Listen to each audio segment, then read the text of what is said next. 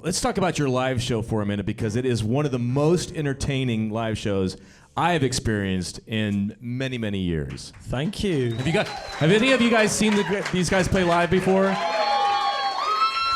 Nobody really takes command of an audience the way you do. Where did that come from? Where did you get the idea to make an audience sit down on the ground or part like the Red Seas?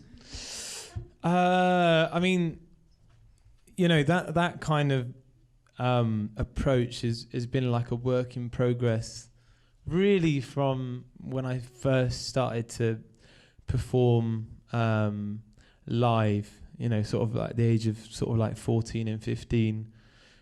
You know, being heavily influenced by you know, people like Freddie Mercury and, you know, even like Angus Young as well from AC/DC. That the way there's this kind of like back and forth, you know, connection. I mean, that particular idea of sitting down on the audience, that was, I remember being at school and my bandmates at the time, they came back from this Slipknot concert and they said, they were like, yeah, it was it was so cool, you know, like Corey Taylor got everyone down on the ground and then, you know, got everyone back up. And, you know, he'd probably be very surprised that like a pop rock band kind of like stole that from them.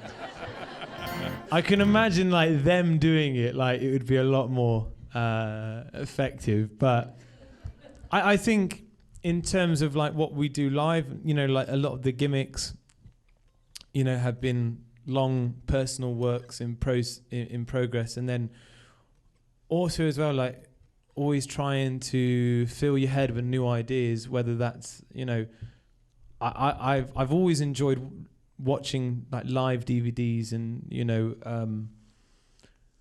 live concerts. You know, I don't really go out to a lot of shows and stuff like that, but like being able to sort of study, you know, the legends at work, you know, through various like televised performances is also really good. And just kind of like picking and choosing things, and then when you apply it to your own show with your own songs, it always comes out slightly unique. It'll always be different because it's going through a different filter. It's going through the filter of the Struts, and so therefore it's not going to be like Freddie Mercury or Angus Young or whoever. Yeah.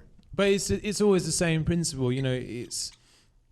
It's taking down whatever barrier it is or there is between the audience and myself and the rest of the band. You know, that's kind of like the goal.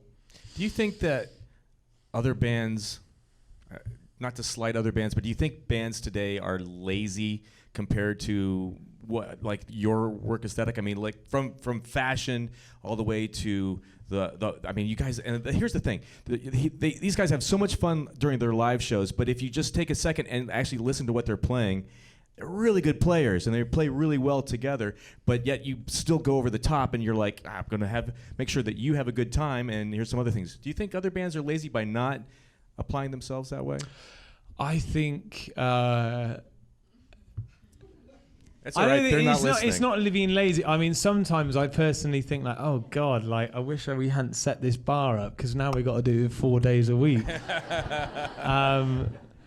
You know, I mean, maybe that has something to do with it, you know, especially when, you know, we first started. We didn't really have an awful lot going on. So, you know, that kind of 1 or 2 shows a week that we had, if that, would be somewhat of like a big occasion for us. So the show had to be worth it, and we had to like go completely bombastic. And, you know, some days you kind of regret that you've sort of like set that standard. But I